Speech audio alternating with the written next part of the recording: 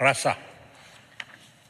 Terima kasih kepada Tan Sri Speaker atas peluang yang diberikan kepada saya untuk menyertai perbahasan Rang Undang-Undang Pembekalan Tambahan 2023 pada hari ini. Yang pertama, saya nak ucapkan syabas kepada kerajaan kerana, kenapa saya kata syabas? Sebab kalau kita tengok IUU ini, memohon pembekalan ataupun peruntukan tambahan sebanyak 32.5 bilion tambahan.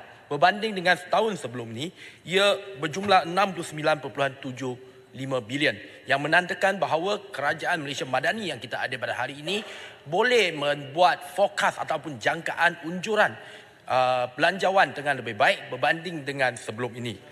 Cuma perkara pertama yang saya nak sebutkan, sebab daripada kita nampak 32.5 bilion ini, 6 bilion untuk pembangunan dan selebihnya 26 bilion lebih untuk belanja, mengurus. Dan daripada 26 bilion ini, sebanyak 14 bilion dibawa B11 berbendaraan, iaitu berkaitan dengan subsidi. Okey, kita tahu ketika membentangkan belanjawan tahun 2023, PMX telah menjangkakan bahawa jumlah keseluruhan subsidi pada tahun 2023 adalah sekitar 63 bilion. Tetapi akhirnya sehingga penghujung tahun 2023, jumlah subsidi yang dibayar ataupun terpaksa ditanggung oleh kerajaan naik kepada hampir 81 bilion. Jadi sebab tu ada tambahan. Jadi saya nak tanya kepada kerajaan, ketika belanjawan 2024, jumlah subsidi ketika itu kalau ikutkan butiran yang sama adalah 35.8 bilion. Dengan adanya padu bangkalan data utama dan pelaksanaan subsidi bersasar yang dikatakan akan bermula pada tahun ini, apakah tahun hadapan, awal tahun hadapan, kita akan dibentangkan dengan satu lagi IUU dengan jumlah subsidi yang lebih kurang macam hari ini? Sebab bagi saya, dia tidak sepatutnya dengan jumlah yang besar. Sebab golongan yang tak layak terima subsidi patut dah berkurang. Sebab kita tak mahu subsidi kita tersasar, termasuk terutamanya yang berkaitan dengan diesel, yang mana kenaikan bilangan kenderaan dengan pertambahan penggunaan tu tidak selaras.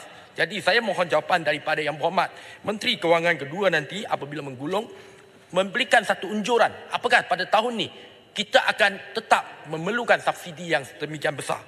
Seterusnya untuk maksud B63 di bawah Kementerian Pendidikan, sebab saya tahu nanti saya tak bahas dalam jawatan kuasa untuk KPM, saya sebut ni 010200 pengurusan kewangan dan akaun. Perkara yang sama telah dibentangkan dalam IUU pembekalan tambahan pada tahun lepas. Dan tahun ni sekali lagi. Tapi kita tahu pada 1 Julai tahun lepas ada pelaksanaan gaji minimum dinaikkan RM300 daripada RM1,200 kepada RM1,500. Cuma kenapa ada pertambahan yang cukup besar? Ini saya nak sebutkan sebab kalau pada tahun lepas dalam bajet tambahan hanya setakat 803 juta. Tetapi kali ini 1.97 bilion. Satu lonjakan yang begitu besar. Saya nak tanya, lonjakan ni adakah disebabkan keseluruhannya ni berkenaan dengan pekerja keselamatan dan juga pembersihan?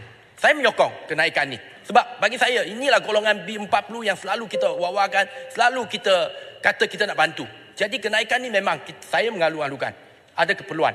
Cuma, ada tak syarikat-syarikat tertentu yang tidak melaksanakan gaji minimum pada bulan Julai, mulai Julai tahun lepas? Sebab saya ada dengar, ada kes tertentu di mana walaupun mulai 1 Julai patutnya 1,500, tetapi sebabkan mereka ni pekerja kontrak dan syarikat yang menjadi majikan mereka mengekalkan gaji bulanan sebelum ini.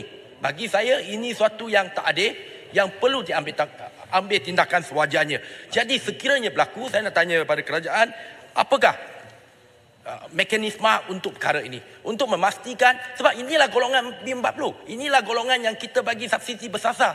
Jadi selain daripada subsidi bersasar, jauh lebih mustahak adalah gaji minimum mereka, gaji pokok mereka. Jadi saya nak tanya kerajaan, apakah ada mekanisme khas untuk golongan ini supaya nasib mereka sentiasa terpelihara. Sekian saja. Terima kasih. Terima kasih